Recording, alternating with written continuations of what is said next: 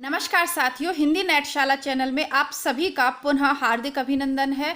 हम पढ़ रहे हैं रामस्वरूप चतुर्वेदी जी द्वारा रचित पुस्तक हिंदी साहित्य और संवेदना का विकास। आज यह इस पुस्तक से संबंधित आपकी 8वां वीडियो या 8वीं कक्षा रहेगी। पूर्व की सभी कक्षाएं आपकी प्लेलिस्ट में क्रमबद्ध रूप से मैंने लगा दी हैं, तो यदि आप पहली बार हैं इस चैनल पर तो क्रमबद्ध रूप से इन वीडियोस को देखिए, उसके बाद आज की कक्षा को प्रारंभ कीजिएगा। अब तक हमने देखा कि कल की कक्षा में हिंदी साहित्य के आदिकाल की दो प्रमुख कृतियों पृथ्वीराज रासो और बीसलदेव रासो की संवेदना क्या रही, किस प्रकार हिंदी साहित्य की भाषा का विकास हो रहा है, आरंभिक भाषा का। अर्थात जब हम पढ़ते हैं नामकरण और काल विभाजन तो वहाँ प्रश्न उठता है ना, हिंदी का आरंभ कहाँ से माना जाए। अच्छा, इससे संबंधित कहाँ से आरंभ माना जाए, उसका प्रमाण भी दिया क्यों माना जाए।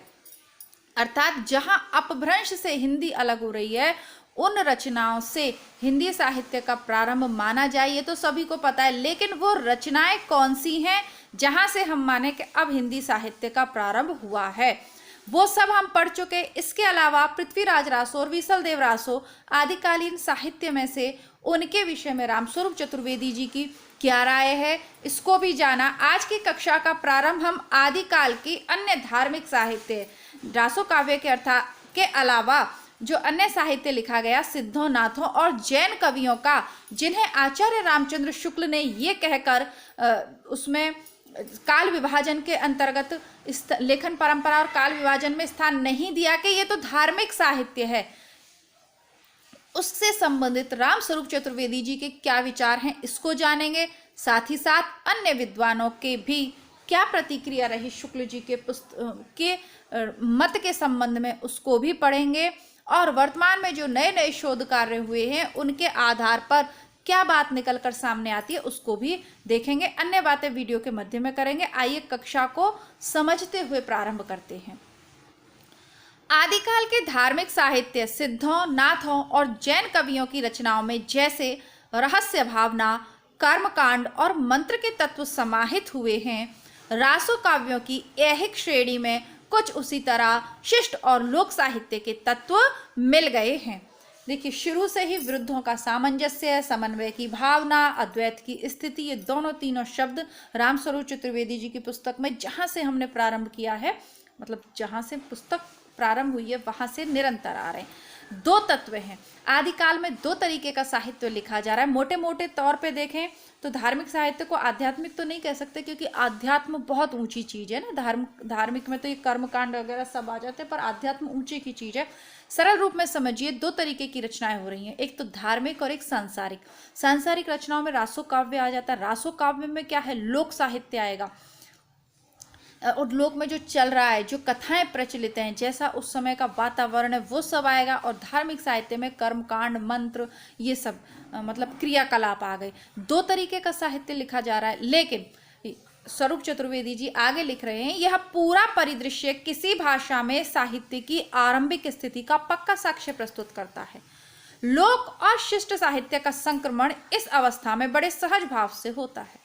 विकास के अगले चरण में सजग भाव से इन तत्वों की मिलावट होती है, जैसे कि मलिक मोहम्मद जायसी ने अपने काव्य पद्मावत में की है। समझने की बात है, आदिकाल में दो तरीके का साहित्य लिखा गया और इस वाले साहित्य को रामचंद्र शुक्ल ने धार्मिक कह के अलग कर दिया, किंतु यही जब इन तत्वों के दो तत्वों को एक कर सजग भाव से आगे भक्ति काल में सूफी काव्य धारा के अंतर्गत जायसी जब पद्मावत की रचना करते तो इन दोनों तत्वों को ले लेते हैं।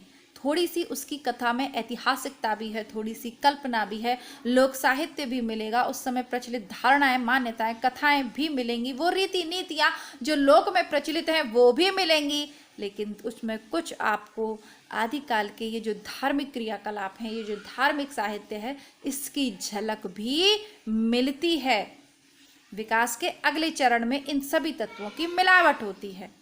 आदिकालीन संक्रमण में रचना और प्रसार दोनों की मौखिक परंपरा विशेष रूप से पाठ और गेय शैली में, और सर्ग विहीन वैलेड या कथा गीत का प्रबंध विशेष रूप से सहायक होते हैं। आदिकाल में बहुत ज़्यादा कैसे प्रचारित होती गेय शैली के काव्य। बीसलदेव रासो लोगों को मुंह जबानी एक तरीके से याद था। पृथ्वीराज रासो के ये छंद याद थे। इसके अलावा आपने देखा है आल्हा ऊदल तो का जो प्रसंग आता है, परमाल रासो जगनीक का जो काव्य है परमाल रासो आल्हा ऊदल खंड गे शैली में लिखा हुआ था। लोगों को मुंह जबानी ये याद थे। आज भी उत्तर प्रदेश में आल्हा ऊदल का जो पाठ है, आला खंड का पाठ होता है। तो ये गे शैली में थे, सर्ग विहीन थे।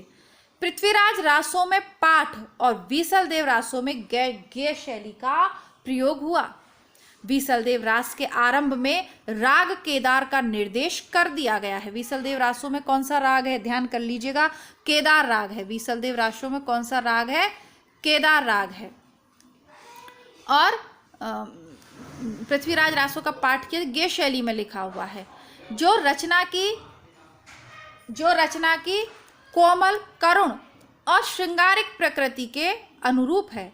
इस पाठ और गायन में स्वभावतः पाठ या गायन करने वाला कुछ मुद्राओं या चेष्टाओं का सहारा लेगा, जैसा आज भी हम जगनीक के विकसनशील काव्य, चलिए इसमें आगे ही आ गया, आला खंड के पाठ में देख सकते हैं। यूँ कुल मिलाकर ये रासो रचनाएं अभिनय तो नहीं पर प्रदर्शनीय कला, परफॉर्मिंग आर्ट की श्रेणी में आ जाती हैं, जिनकी जड़ें लोक परंपरा में हैं और जो धीरे धीरे शिष्ट काव्य के रूप में उग रही हैं। लोक परंपरा में इनकी जड़ें हैं रासो साहित्य की। अभी भी यूथ फेस्टिवल्स में आल्हा कुछ यूथ जो अपने क्षेत्र से प्रेम करते हैं, जो जानते हैं कि हमारी संस्कृति की क्या विशेषता है, क्या हमारी ओरिजिनल चीज़ें हैं, उन सबको परफॉर्म करते हैं। यूथ फेस्टिवल्स में भी आल्हा खंड गायक बताया जाता है आगामी पीढ़ी को। तो आप चीज़ें समझ रहे हैं। तो इस तरीके से परफॉर्मिंग आर्ट की श्रेणी में ये आ जाते हैं। अब आप बीसलदेव रासो के युद्ध के चित्र तो रंगमंच पर प्रस्तुत नहीं कर सकते ना, लेकिन गे शैली में होने के कारण आप इसको परफॉर्म कर सकते हैं रंगमंच पर। ये सारी चीज़ें बेहतर तरीके से इसलिए समझा क्योंकि जब प्रश्न आएगा ना तो आपको समझ में नहीं आता कि कौन सी पुस्तक से पूछ लिया जाता है, इसलिए बीसलदेव रासो है, ऊपर टॉपिक दिया हुआ है। अब श्रृंगार के साथ वीर का मिश्रण यदि पश्चिम के कथा काव्यों में है, तो श्रृंगार के साथ भक्ति का मिश्रण पूर्व के विद्यापति के पदों में है। हजारी प्रसाद द्विवेदी जी का हिंदी साहित्य की भूमिका में किया गया सूक्ष्म पर्यवेक्षण यहाँ स्मरण हो जाता है। देखिए पश्चिम से मतलब अब आप यहाँ पर जो है बिल्कुल भी विदेश से नहीं लीजिएगा। पश्चिम का मतलब भारत का पश्चिम क्षेत्र और पूर्व क्षेत्र। अब हिंदी हजारी प्रसाद द्विवेदी जी की पुस्तक कौन सी है, हिंदी साहित्य की भूमिका। समग्र भारतीय साहित्य में हजारी प्रसाद द्विवेदी क्या कहते हैं, समग्र भारतीय साहित्य में हिंदी ही एकमात्र ऐसी भाषा है जिसमें पश्चिमी आर्यों की रूढ़िप्रियता, कर्मनिष्ठा के साथ ही पूर्वी आर्यों की भाव प्रणवता, विद्रोही वृत्ति और प्रेम निष्ठा का मणिकांचन योग हुआ है। सारी विशेषताएं आपको हिंदी साहित्य में देखने को मिलेंगी, सार इसका यही है। ठीक है, देखो ये इनकी हजारी प्रसाद द्विवेदी जी की कथन है। गाथाओं के उत्साह और पदों की तन्मयता के पीछे इन क्षेत्रों की ऐतिहासिक मनोदशा भी समझी जा सकती है। अब संवेदना देखिए, ये तो आपको कहीं से भी मालूम चल जाएगा। अब इसमें रामस्वरूप चतुर्वेदी जी का कार्य देखिए। पश्चिम में विदेशी आक्रमणों की लहरें हैं, पश्चिम में विदेशी आक्रमणकारियों की लहरें हैं तो पूर्व में अपेक्षाकृत सुस्थिरता है। इसी प्रकार हिंदी साहित्य के आदिकाल में पूर्व की बोली है। बौद्ध मतानुयायी सिद्धों में और वैष्णव कवि विद्यापति में तथा पछा की बोली है जैन कवियों, शैव मत के तांत्रिक स्वरूप को लिए हुए नाथों और ब्राह्मण परंपरा मानने वाले गणेश और शारदा को मानने वाले रासो काव्यों के रचनाकारों में। बीच में दिल्ली मेरठ की खड़ी बोली का प्रयोग अमीर खुसरो कर रहे हैं, जिन्होंने दो विपरीत प्रकार के धर्मों हिंदू और इस्लाम के समन्वय का विराट प्रयत्न किया।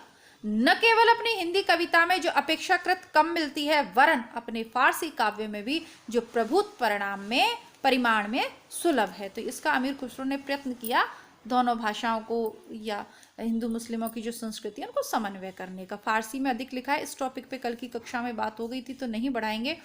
यों ब्राह्मण, जैन, बौद्ध धर्म मतों और वैष्णव शैव तांत्रिक संप्रदायों का एक विचित्र सम्मिलन इस काल की भावभूमि में होता दिखाई देता है। फिर आक्रमणकारियों के साथ नवागत इस्लाम के प्रभाव को भी समेटने की चिंता है, जिसकी कुछ और तरह की प्रतिक्रियाएं आगे चलकर भक्ति काल में होती हैं। इस क्षेत्रीय भाषिक संवेदनात्मक वैविध्यता को समरसता मिलती है हिंदी साहित्य में, ध्यान दीजिएगा इस लाइन पर, क्षेत्रीय, भाषिक और संवेदनात्मक वैविध्यता को समरसता कहाँ मिलती है? हिंदी साहित्य में मिलती है। तो जो भक्ति काल का उदय हुआ है, जो भक्ति काल में रचनाएं लिखी गई हैं, उनकी पृष्ठभूमि में क्या रहेगा? आदिकालीन साहित्य रहेगा, या है, या रहता ही बिल्कुल, है ना। उस जब छोटी छोटी खोजें होती हैं तो उनको मिलाकर एक बड़ी उत्कृष्ट खोज सामने आती है ना। छोटे छोटे मिशन के बाद चंद्रयान सामने आया, उसी प्रकार आदिकालीन साहित्य की छोटी छोटी विशेषताओं को लेकर भक्ति काल का स्वर्णिम युग हमारे सामने आ खड़ा होता है। ठीक है, कक्षा को आगे बढ़ाएंगे। वैसे आज रक्षाबंधन है, रक्षाबंधन के अवसर पर आप सभी को रक्षाबंधन की हार्दिक शुभकामनाएं। वीडियो में आज नहीं डालूंगी क्योंकि मुझे नहीं लगता है कि आज आप लोग पढ़ेंगे, शाम को डाल देंगे वीडियो। और आप सब लोगों को रक्षाबंधन 2023 के इस पावन पर्व रक्षाबंधन की हार्दिक शुभकामनाएं। सभी बहनें और सभी भाइयों के बीच में ईश्वर प्रेम बनाए रखे, ऐसी मंगल कामना करते हुए आगे बढ़ाते हैं कक्षा को। बहुत लंबी कक्षा नहीं करेंगे, आज की कक्षा छोटी रख लेंगे। आदिकालीन कवि मनुष्य को ईश्वर रूप में चित्रित करना चाहता है ना, जैसे कि रासो वाले दिखाते थे ना कि अतुलित शक्तियां हैं। इसकी चर्चा पहले हो चुकी है। हजारी प्रसाद द्विवेदी ने हिंदी साहित्य के आदिकाल में लिखा है। अभी हिंदी साहित्य की भूमिका में क्या लिखा है हजारी प्रसाद द्विवेदी ने, ये आपने पढ़ लिया। अब हिंदी साहित्य का आदिकाल जो ग्रंथ है उसमें क्या लिखा है वो पढ़िए। ऐसा लगता है कि रासोकार ने पृथ्वीराज को भगवत स्वरूप बताकर कहानी में थोड़ा धार्मिकता का रंग देना चाहा था। कीर्तिलता के कवि अर्थात विद्यापति ने भी पाठक को कुछ पुण्य लाभ का प्रलोभन दिया था। कैसे? पुरुष कहानी हों कहों जस पत्था व पुण्य। पदावली में तो ऐसा जान पड़ता है कि विद्यापति प्रेमी प्रेमिकाओं मात्र को राधा कृष्ण के रूप में परिकल्पित करते हैं। जहां सच्चा प्रेम है वहां राधा और कृष्ण ही आश्रय आलंबन है, ऐसा उनका मानना लगता है। और राधा माधव का यह रूप अपने में आराध्य है। इस प्रवृत्ति के कारण ही विद्यापति अपनी गहरी भक्ति भावना के बावजूद काव्य की ऐहिक परंपरा के अधिक निकट आते हैं। ऐहिक यानी सांसारिकता के निकट आते हैं। कई बार विद्यापति की भक्ति को एक पाखंड के रूप में देखा गया है ना। तो ये तो यहाँ पर हो गई बात यहाँ तक की। अब रामस्वरूप चतुर्वेदी कहते हैं कि इसीलिए इनकी ऐहिकता सांसारिक रूप में ज़्यादा वर्णन किया है, मतलब श्रृंगारिक वर्णन ज़्यादा है, इसीलिए श्रृंगारिक का भी पूरी उसके साथ इन्होंने वर्णन किया है। किसी भी तरीके का पर्दा वहाँ नहीं रखा है, मर्यादा का पालन नहीं किया। खुला वर्णन विद्यापति ने राधा कृष्ण के श्रृंगारिक चित्रों का किया है। इसीलिए विद्यापति की भक्ति को कुछ लोग पाखंड के रूप में देखे जाते हैं। शुक्ल ने अपने इतिहास ग्रंथ के आदिकाल विषयक प्रकरण में तीखे व्यंग के साथ लिखा है कि आध्यात्मिक रंग के चश्मे आजकल बहुत सस्ते हो गए। उन्हें चढ़ाकर जैसे कुछ लोगों को गीत गोविंद के पदों को आध्यात्मिक संकेत बताया है, वैसे ही विद्यापति के इन पदों को भी। ये हो गई हजारी प्रसाद द्विवेदी की बात और शुक्ल की बात, है ना। ये शुक्ल की बुक में आप पढ़ चुके हैं। आचार्य शुक्ल, अब यहाँ पर आप रामस्वरूप चतुर्वेदी जी का मत देखिएगा। ये दोनों विद्वानों के मत के बाद अपना मत प्रस्तुत कर रहे हैं और इसी मत को जानने के लिए इस पुस्तक को हम पढ़ रहे हैं। अब आपको हजारी प्रसाद द्विवेदी को अलग से नहीं पढ़ना पड़ेगा, यहाँ पर रामस्वरूप चतुर्वेदी को समझ लेंगे तो वो सब भी समझ आ जाएगा। आपके इंटरव्यू की तैयारी के लिए बेहतरीन पुस्तक है ये है।